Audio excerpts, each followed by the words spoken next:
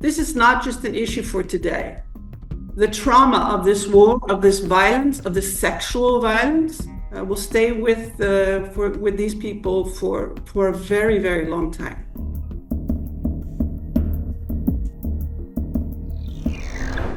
It's an appalling level of violence that resurged on the 26th of October, because as I remind you all that we saw similar patterns of executions in the Zamzam camp in April 2025. We have been reporting from the UN all week on credible reports of summary executions of non-armed civilians, credible reports of civilians fleeing or trying to flee al-Fashir, and of course, horrendously, the mass killings that took place in the hospital. And we continue to receive reports of sexual violence for which we've previously established patterns of sexual violence. What's really preoccupying us right now is that prior to the 26th of October, our estimates of the civilians left in al-Fashir was about 150,000. Well, 150,000 people have not left al-Fashir over the past 8 days. It's closer to 60,000, but that's also from the surrounding areas. So the city seems to be barricaded by the RSF. We don't know the whereabouts of the remaining civilians. We don't know in which condition they are in. And I remind everyone that under international humanitarian law, RSF is responsible and accountable for ensuring the protection of the women and children and men who remain behind.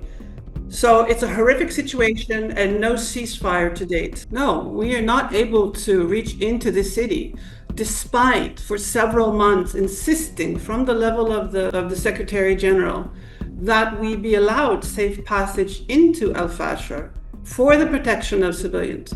So if the RSF leadership was interested in the protection of civilians, they would either have allowed them out or allowed us in. So we are not able to send anything into al-Fashir.